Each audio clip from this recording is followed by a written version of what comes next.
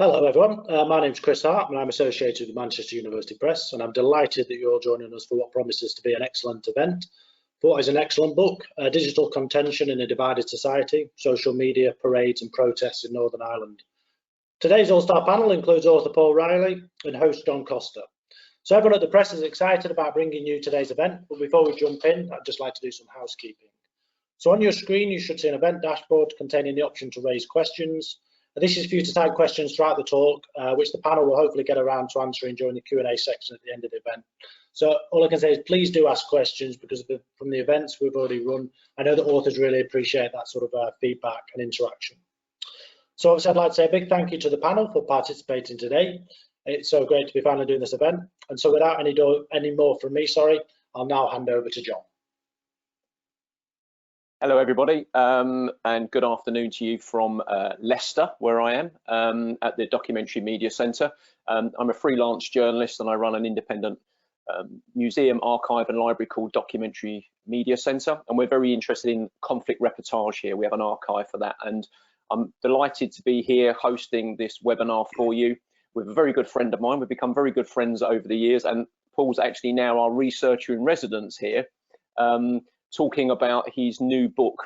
I've spoken to him many times, done lots of reportage clubs with him, talking about various projects, which I'm going to tease out of him a little bit more about as we talk. But we're here to launch the new book, Digital Contention in a Divided Society. Really timely, very kind of topical as well. Again, feel free to ask questions not only about the book and Northern Ireland, but the context of maybe some more global issues where you're listening from. Even the protests in America and social media. I did an event this morning about Nigeria. You'll find all of this stuff is relevant wherever you are from. So, Paul, congratulations on your new book. Thank you very much, John. Thank you. Good. I know it's been a long time in development, and you've got it to this point. So, where did the initial inspiration come from? Maybe the title and the general overview of the book. Tell everyone listening about that. I think it comes back to my first book, which was on websites and published around 2011, also with Manchester University Press. There was a discussion there at the end of that book about social media, about online platforms and what impact they would have. My stuff on websites really suggested websites weren't being used very creatively. They were almost like postcards online that people would post up messages saying, please phone us on this number, rather than use websites to actually engage with people. And at the time, around 2011, 2012, we then see that the flag protests come on the back of that. So after the end of my first book talking about will social media change things, well, it did certainly seem to be that it was having an effect, and it was being used by people to organize protests and also to get involved in very contentious debates online. So I think it was from the first book and from my PhD, which looked at websites back in the noughties, this came. Yeah, and obviously we've seen lots of global developments since then, like Ukraine, Maidan. We've got the Arab Springs just had its anniversary and stuff like that. So I mean, as you're observing these things, are you looking to put this in what's happening in Northern Ireland and using stuff like that in context with global events? Are you seeing a correlation between the two? I think so. I mean, 2012, the flag protests were December 2012. We're within 18 months of the first uprisings in the Middle East and North Africa, the so-called Arab Spring. We also have the Occupy movement at that time. And a lot of the discussion is about whether social media revolution is a thing. So there are a lot of media coverage which very much hypes up the role of Twitter and Facebook in those mobilizations. And I think looking at the flag protests, there's certainly elements of that in terms of how the media frame those protests. In the book, I do look at some of the media coverage in December 2012, and there's very much a tendency to attribute the flag protests to social media, saying social media played a role, had a key involvement in those mass street protests we saw, particularly in December 2012, but also through to March 2013. And I think, again, we have to be more critical of this idea of this deterministic notion that social media causes things. I think very much the research in the book, like the research on Occupy and also the so-called Arab Spring, does suggest that people are using platforms to respond to a lot of these events, to make their feelings known. And that can be a positive and a negative thing. And that's one of the things I talk about a lot in the book.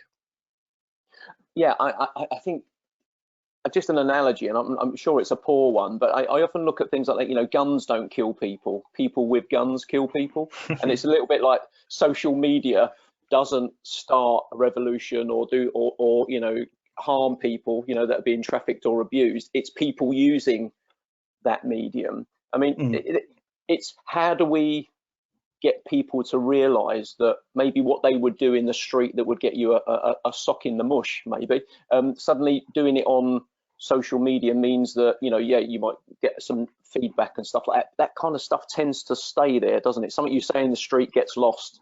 Something that you say on social media tends to, and often a lot of people come back and haunt them as well, doesn't it? I think so. It's like an evidence thing. I mean, it's important to note that a lot of social media content is removed and gets deleted. So, I mean, there is that element too. And as a researcher, that's quite difficult sometimes to deal with. So, for example, in the book, some of the tweets and Facebook posts that, you know, I had, you know, looked at and analysed, you know, back in 2014, now may be gone, even between now and the publication date of this book. And I think there is an element of decay, but you're right to say that one of the things that I found, and it was a very key theme of particularly the use of public Facebook pages by some of the organisers of the protests, is that these were arenas in which people would screenshot messages and posts and then share them to shame and embarrass those people too. In some cases, it was hate speech. In other cases, it was things like their grammar and spelling. So there is a demonization and victimization, and this use of crude stereotyping of working class loyalist flag protesters, which is enabled by the fact that people are putting things up which may be stream of consciousness, which may be things they previously would have said in the pub or somewhere with a more private audience, and it is out there where people can see it and pick up on it and reinterpret it. So it is a difficult balance in terms of how much we should attribute that to the platforms. And I think certainly politicians are quick to blame Facebook and Twitter rather than look at why people would say things, when we actually probably all have a responsibility as social media users to also think about what the unintended audience might be and how they might respond to that, whether it's now or in 5 years' time. And it's interesting building on that, because, you know, I mean, when you invite me to come and do a guest lecture about sort of, you know, digital advocacy and things like that, we talk to the students, and I talk to my own students at De Montfort University as well, is that they come to be taught about that particular subject, but they've taught themselves how to use all of those social media platforms. They've not had any kind of formal instruction or learnt it at school or college, yet we expect ordinary members of the public almost to have that understanding of how you do citizenship online as well, isn't it? Yeah, I think you're right. And again, I come back to the time that's elapsed between the events that I was looking at and how they were contested online and now. And I think now we probably have a lot more evidence of people who have been shamed or embarrassed or had historic tweets dug up to try and cause harm to them. And I think back then we perhaps didn't have that knowledge. I think in 2012, all we ever heard about was social media revolution, social media powering revolution across authoritarian regimes, and effectively suggesting it was an unqualified benefit for those who used it. And I think probably incidents like the ones I look at in the book do illustrate that there is a negative side to that. For all the positives that people might get about being able to mobilize protests, whether it was for or against the flag protesters, there is also the ability for other people to come back on that. And I think one of the phrases that I was talking to Dave Scott, I'm not sure if he's here today, from Nil by Mouth, an anti-sectarianism charity in Scotland. We were talking about how I think people often talk past each other on social media. They don't talk to each other. It's more that they perhaps will talk past each other, air grievances, perhaps respond with what they think without actually engaging with the initial message. And there's a lot of that I found back in 2012, 13, and through to 2015, which I think is still with us now, and perhaps now is causing more of a damaging impact, whether it's elections or whether it's the Brexit referendum, which hopefully we'll not talk about today too much. It's interesting that two people having a conversation on Twitter is not actually about each of them talking to each other. It's about talking to their beyond them. Like you said, it's about talking beyond the point, isn't it? Very kind of question time. I'm going to make a sound bite as opposed to ask a question. You mentioned you talk about the book as well that there's one organisation that's actually now gone, isn't it? It's actually kind of defunct. Tell us a little bit about that and what led to their demise, do you think? And then how would people remember them based on what you put in the book? Loyalists Against Democracy. So I'm sure some of the people here today will probably be familiar with them, but they were a self-styled parody group. Jean-Paul Reilly, I'm hopefully not mispronouncing that, was one of the people who came forward to say that he was a member of it and had started it back during the flag protests. And this is sort of a group that emerges out of a placard held by a loyalist flag protester. You know, he says democracy doesn't work, and taking that sentiment to really parody that sort of feeling about it. And what I sort of found in the book around 2012 and 13 was there was a lot of debates about whether or not they were shaming loyalists for things they were doing in their spelling and grammar. And there was a lot of evidence that I found, particularly in their use of their Facebook page, where they were taking screenshots of sectarian comments, hate speech, and even people just saying things which are spelled incorrectly and basically directing their supporters on that, saying, look at this, you know, ridiculing it. But what I also found was, and again, there's a debate, I think, about, you know, the harmful impact that had on working class loyalists who already felt disillusioned with the peace process, felt that they weren't getting a voice in the media. I mean, they were turning to social media to articulate grievances that they felt weren't being represented by their political leaders or by the media. That there was an element where that perhaps reinforces division, reinforces divide. I mean, the contentiousness of it doesn't go away. And what I sort of found in the book, in the chapter on Lad Flag, as they're also known, was that in 2013 there was still elements of that, but there was an evolution where they were trying to frame themselves as a brand, as a comedy brand, for want of a better word. They would do memes, videos, things like that. That would poke fun at politicians as well. So it wasn't just perhaps about shining a lens on working class loyalists who had no agency. It was about other things too. And I did find evidence that they were in a position to actually inject fact checking into some policy debates. And there were some examples that I found where they were sharing information about the proposals to reform Northern Ireland's legislation on prostitution, for example, where they were sharing information with policymakers. What we find, and again, this is always the risk of researching digital media. I go to publish the book, and then a few months ago, Loyalists Against Democracy implode. They disappear from the web. I think there may be a footnote in the book. I hope I'm right, Chris, but if there isn't, I'll just insert it now. And we have, since the book and the research in it, more evidence perhaps of what some people would call trolling behavior, but, you know, some very offensive things said about people up until 2019, to the point where the organization implodes, that the original founder of it disowns it, and where effectively we go almost full circle back to 2012, where a lot of the content they were posting was causing controversy and perhaps not satirizing as they perhaps thought they were or initially claimed to be. So I think it tells us something about how ephemeral a lot of this content is, how groups, individuals, organizations come and go, how they can disappear from social media, sometimes virtually overnight, and there may still be content out there circulating.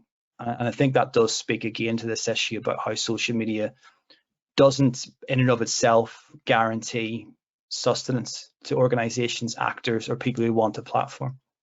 Yeah, or longevity either. Maybe, you know, they might have lasted 10 years in the sort of pre-internet world, but now it gets shortened and truncated due to the volume of stuff that gets said and done. One thing I want to pick up on quickly is I've got a video here that we made in 2010 of the EDL protest, the English Defence League protest, when they came to Leicester, and our city mayor was the Leicester South MP then.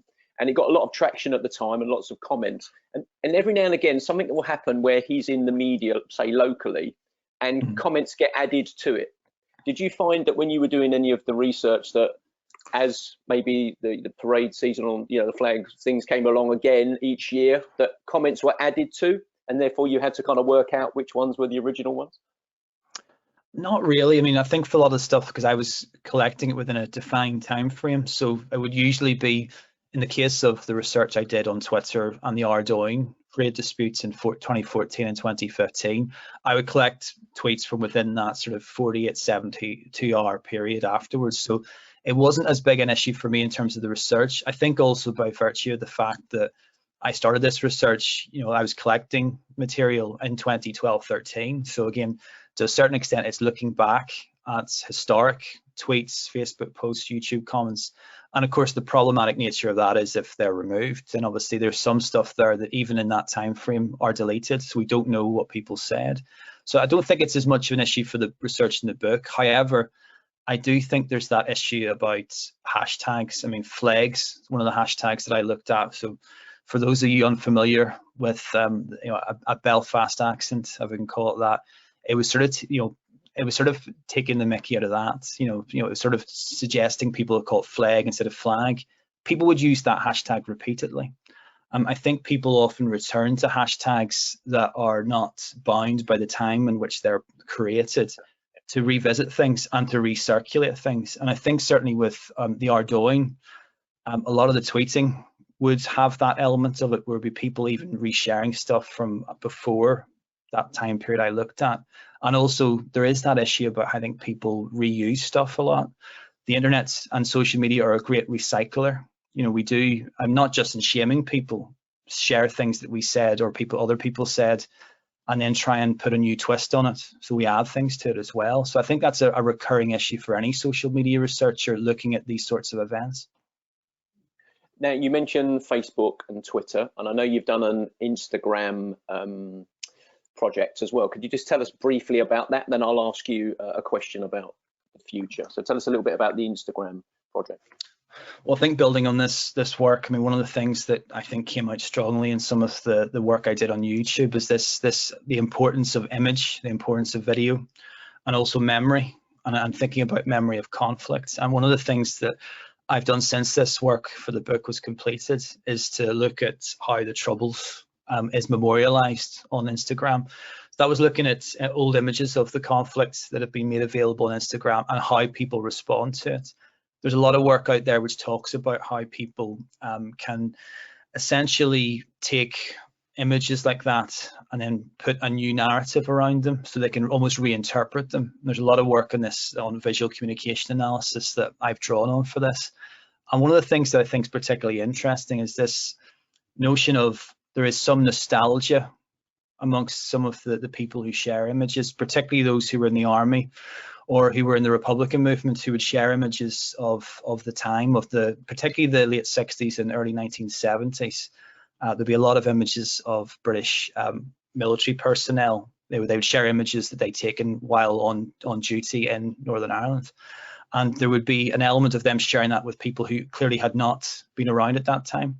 Other Instagram users who would engage with it, sometimes in a very negative way, trolling. In other ways, they would also link it to memories they had of family and of the time. And I think there's an interesting piece of work I'm currently doing on this, where I'm very interested in really looking at the key themes in terms of the visual, representation of the Troubles, and in particular how people often on hashtags, whether it's Twitter or Instagram, what the dominant representation is very insightful. And I think certainly I've found that a lot of this is effectively people who are former combatants on various sides sharing images of what they saw and what they experienced, and doing that, I think, with an element of trying to connect to other people in that situation. Okay, so if anyone's got any questions, we'll come to Chris in a moment for taking some of those for anyone that's kind of listening and watching in. That was great. So one final thing from me. 2 of the 3 reviewers of your book, when people go through to the website and stuff, pick up on this, yeah. And it was also mentioned in an online conversation last week around peace tech. There's people from all over the world, people from Colombia and the States and Canada talking as well, and they picked up on it as well. One of the people that responded to you doing your book launch at this event, and this is kind of concept of silly citizenship. Okay. Yes. Now, for me, knowing you reasonably well, yeah, this is kind of almost like an Isaac Newton Apple moment, where you're there researching this book. You've got Donald Trump over here saying sentences with words in it that have got no meaning or connection. You've probably got Boris Johnson saying, "I'm going to lead this country like I'm Winston Churchill," before it's even been elected. yeah, and then you've seen something on social media with a comment and you've gone like, in your beautiful Northern Irish accent, oh, this is silly, what I mean? So that kind of concept of silly citizenship. I'm just fascinated to know where it came from and how you've decided to frame it in the book.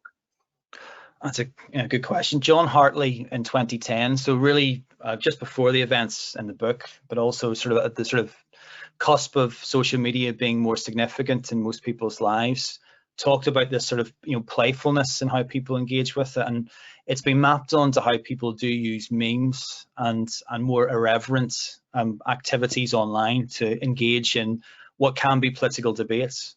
So I think my sort of arrival at it came from the sheer volume of memes, videos, wordplay. I mean, something which I mentioned flags earlier on, but you have people, I think, perhaps using it as a way to vent their frustration at the disruption of the flag protests, turn to this activity almost as a way of managing their anger or outrage or frustration with it. So we have people in particularly January 2013 who are on Twitter who are tweeting snowmen puns which relate to the flag protests, nay surrender, in relation to Rudolph the Red-Nosed Reindeer, if I can say it properly.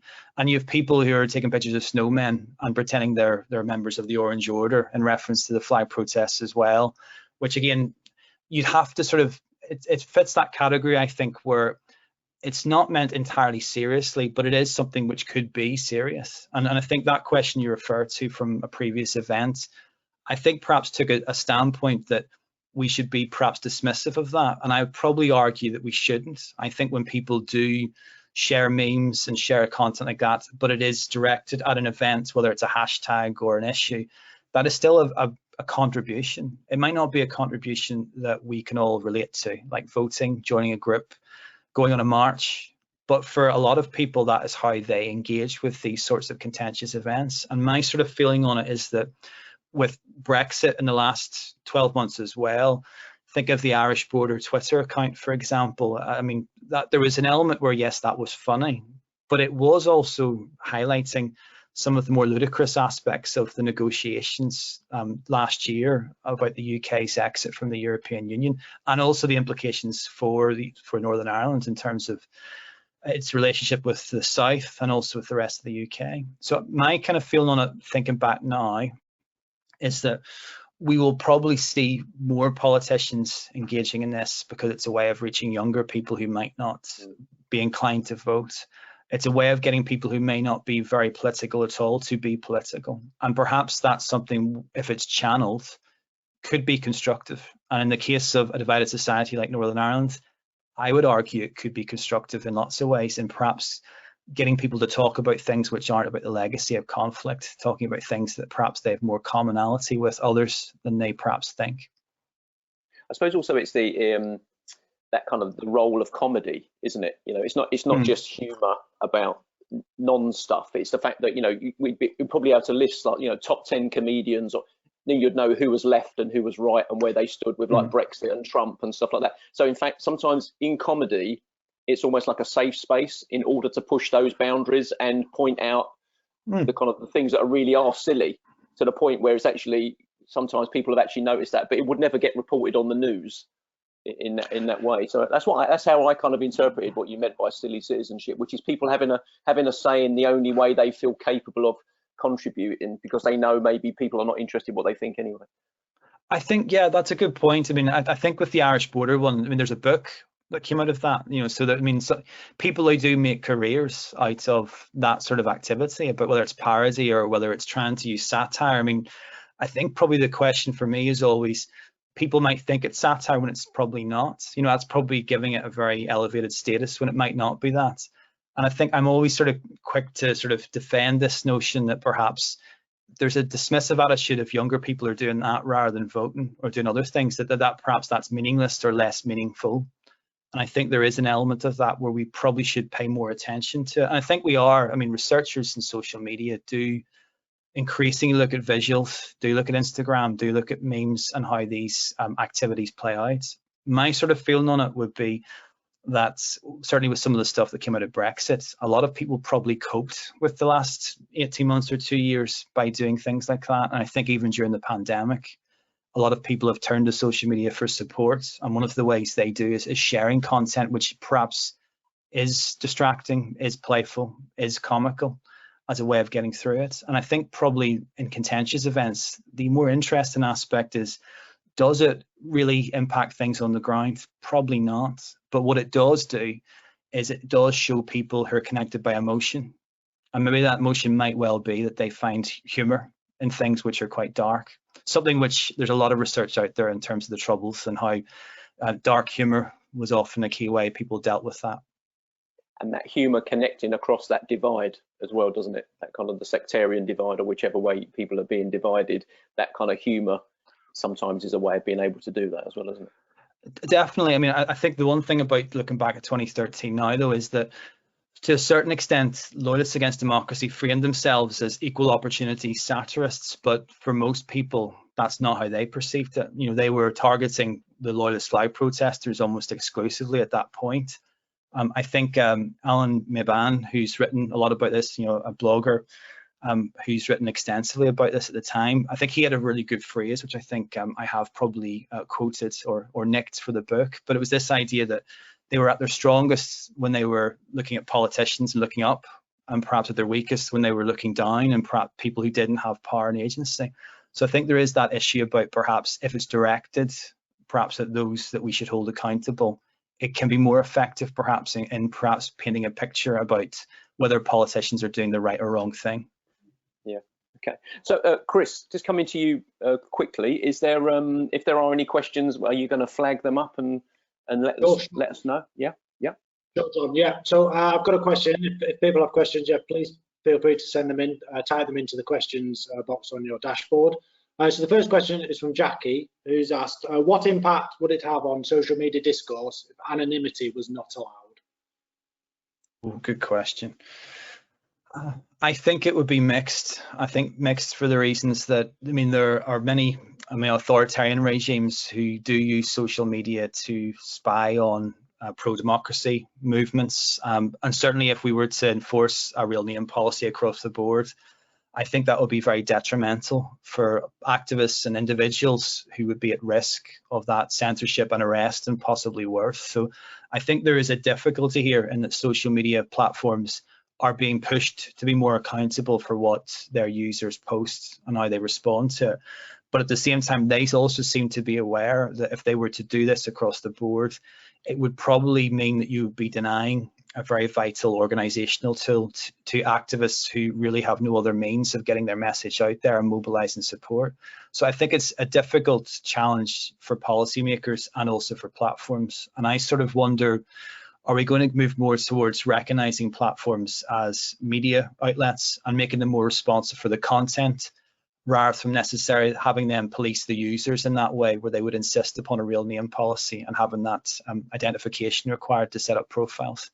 I should also add the minimum age for people to be on Facebook and Twitter is supposed to be 13, but it's common knowledge that a lot of people use those platforms are underage, and there's not very much platforms can do about that. So it is difficult for them to even enforce that. So it would be hard for them to enforce a real name policy as well, and to deny anonymity to people who might use those platforms for those reasons. So that was a really good question, actually. Yeah. So I'm still waiting for some questions to come in, but I've got a question that I hope to that. How difficult is it to write about a subject that's constantly evolving and moving, such as social media? Very hard. Good question, Chris. I mean, I think from my perspective, I mean, going back to the end of the first book, I mean, it was about websites. It was historically defined, so it was about 2004, 2005. But at the time where I was publishing that book, we were seeing social media being used more frequently by some of the same actors, parties that I looked at in their websites. And one of the things that you have as a researcher, I think, is you have to probably acknowledge it's a moving target. It's a moving target in terms of the data and the content, because people removing content, being deleted, being moderated is something which is a constant challenge. And in the book, one of the things that I did talk about, looking particularly at Facebook and YouTube, is there was a lot of content that was removed very quickly. Now, as a researcher, you can't ever fully understand why. It could well have been that it was offensive hate speech, or it was just somebody deleting something, perhaps reflecting what they posted. And I think there is a challenge as a researcher that you have to acknowledge that, which again means that you're not saying this is everything that was out there. I mean, I think arguably when you're sampling Facebook posts, YouTube comments, tweets, you're always aware that you're not getting the full picture, even if you are using the same search term, because obviously some people may not use the search, the hashtag or the keyword you used. I think the same thing applies when you're talking about platforms which are so dynamic and evolving. The example I would give is that my first work on social media was on Bebo, which I hope most of you will have heard of, unless there's some very young people in the room. But Bebo, MySpace, they were the sort of platforms that people were talking about being used to organise rioting in parts of North Belfast in 2008, 2009.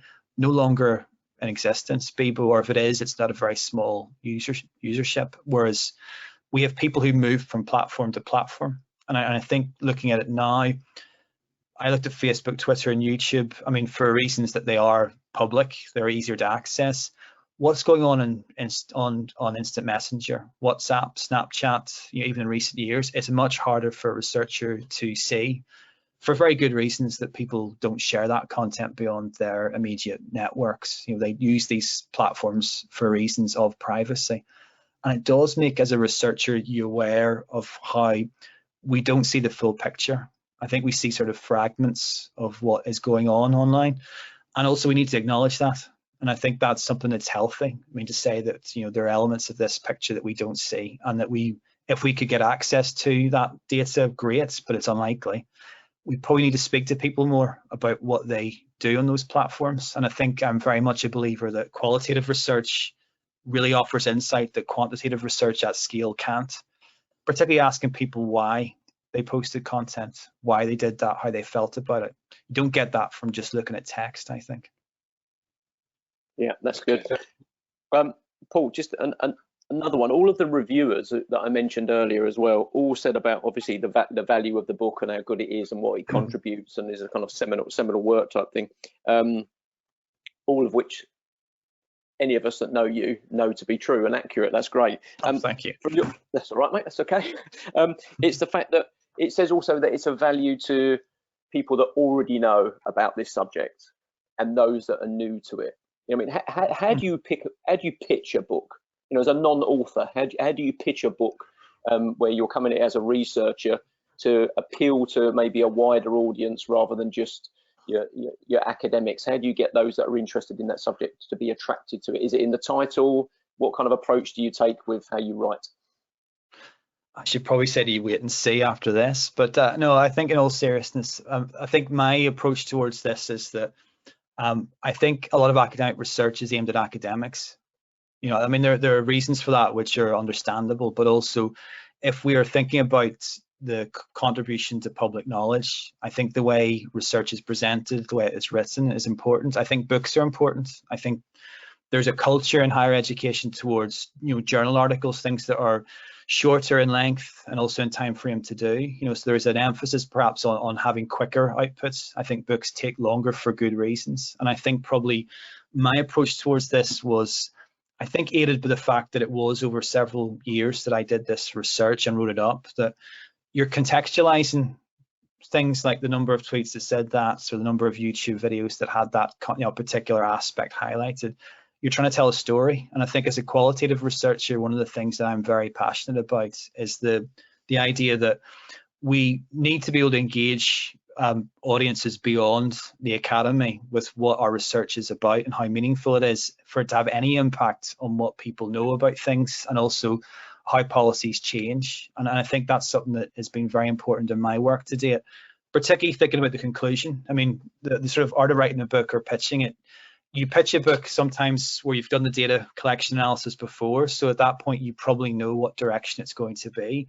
When I pitched this book, back I think 2011 first, there was a very different perspective on how social media might be used in that proposal. I looked at it recently, and certainly the evidence I was citing then for the ways in which this book would develop was changed by the flag protests. I think that's one of the reasons why in the book I do frame the flag protests as a watershed moment where you have lots of people from various communities and political persuasions making themselves heard, saying things are right or wrong, and also airing that in a public way, which they weren't doing before. Because when I proposed the book originally, it was very much with the notion of the data I collected at that point, which features in the first chapter. So talking to political parties, they all mentioned Obama. This is a reflection of the time that these interviews took place. So it was, social media will be important, will be transformative, because the Obama effect, we'll be able to use it to reach people, and that will make a difference in terms of getting people out to vote. In reality, what I found looking at the fly protest was that there's a lot of citizen activity there, which wasn't perhaps predicted even in 2010. And the conclusion of books, I think this is a challenge that most people who are familiar with this and will be aware of. You do have this issue about trying to, the so what question, why is it important? And one of the things that I was conscious of doing was thinking about the approach I took towards the research. One of the things that I think is really interesting is looking at cross-platform research. So by that I mean, if a video on YouTube is getting this sort of reaction, it's probably also generating reaction on Twitter and Facebook. And some of the videos that I looked at of alleged police brutality against fly protesters were traveling between platforms, were being shared by people on different ones, and often with different, very polarized reactions. So that was certainly one thing I thought that was important to put that out there in terms of other research in this broad area.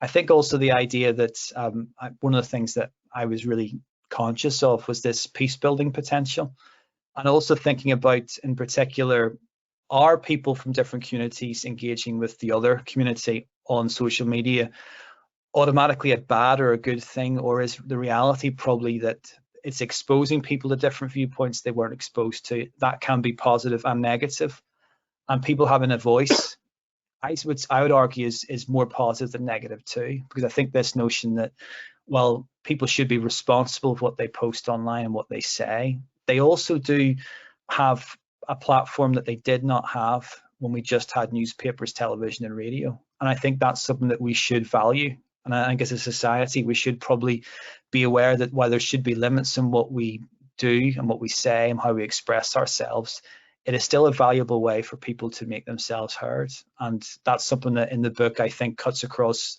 lots of examples of this sort of contentious parades, protests, or mobilizations. Cool. So, Chris, do we have any more questions? If not, I'll ask my last one. No, I've got one final question. Eve has asked, you talk about silly citizenship and how visuals like memes are being used. So do you believe that these can also help to trivialize issues like sectarianism? Good question. I think yes. I mean, as the answer to that, I mean, I think looking at some of the Loyalists Against Democracy stereotypes, cartoonish stereotypes as well, I mean, it would be hard to argue that that was, just playful and irreverent. I mean, I think that kind of tips over into really, victimizing and stereotyping, people, and particularly groups of people who already during the fly protests had, grievances about the peace process, a perception that they've been left behind by their political leaders. And when you have Twitter being used to share South Park memes, yep, we can all have a giggle at that at one point, but what is it saying? What is the message of that? I think the message of that is that these people are one monolith, that they all think the same, that they all have a very narrow, very bigoted view of the world. And I think that's very reductive. So I think you're right. I think my concern is always that when we think about these forms of citizenship or activism, is that they can be used positively and negatively. That's probably quite self-evident. But certainly back in 2012, 2013, it would be hard to argue that that kind of activity was quelling tension. It was amping it up. And I think that's something that in the book I do talk about a lot, that very often in reacting to things, people, there were people fact-checking and sharing things which stopped, rumors and misinformation contributing to violence. But there were people who were sharing things that were far from constructive. And I think it's something we have to be aware of in terms of how this content travels so quickly online. So final question from me, Paul, just looking maybe in a global context now.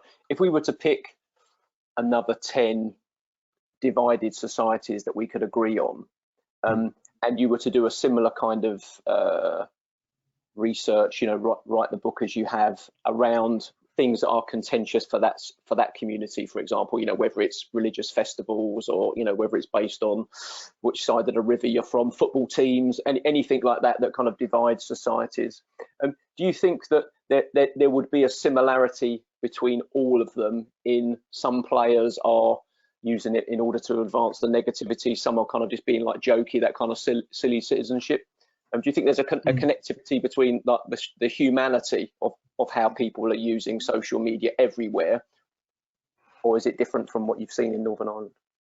I think there is obviously context-specific things too. So to a certain extent, I think one of the key aspects of this, when we look at how social media is used in divided societies, is that the specific context will probably, to a certain extent, be reflected in what people say online, particularly about issues about conflict legacy. And I think one of the key aspects, whether you're looking at Cyprus or other examples that we could find of that, is that if issues are unresolved at that policy level, there's a very high chance that people will take those grievances online. They're not going to go online necessarily to learn. They're going to go online to speak, to have voice.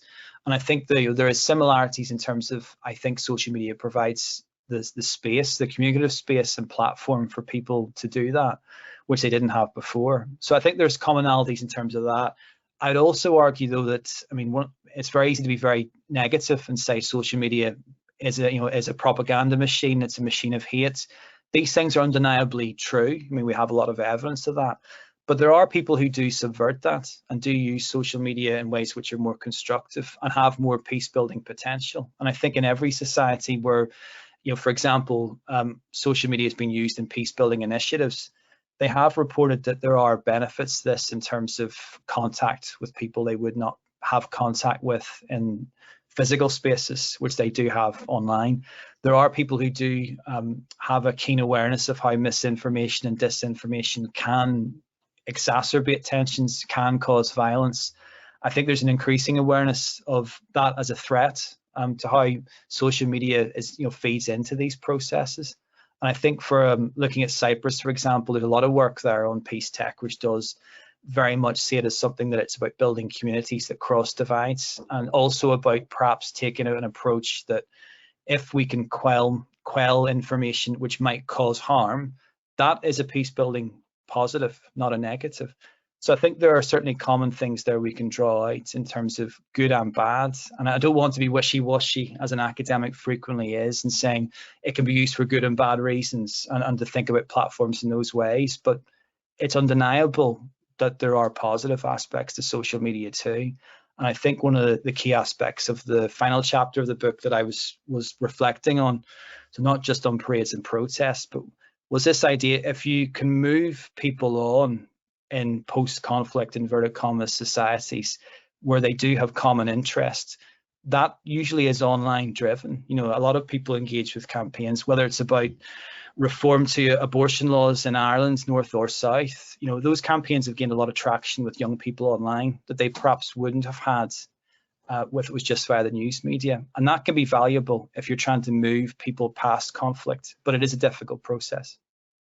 I guess the pandemic, to one final point, I guess the pandemic will be an interesting one to look at as well, isn't it? If you've got no parades last year and then potentially no parades this year, a 2-year gap through something that's been ongoing for a long period of time gives people time to, yes, they might support a virtual version of it or watching films about them in the past, but actually when it then presents itself again for them to participate in, whether it will have the same draw and the same resonance with them after a gap.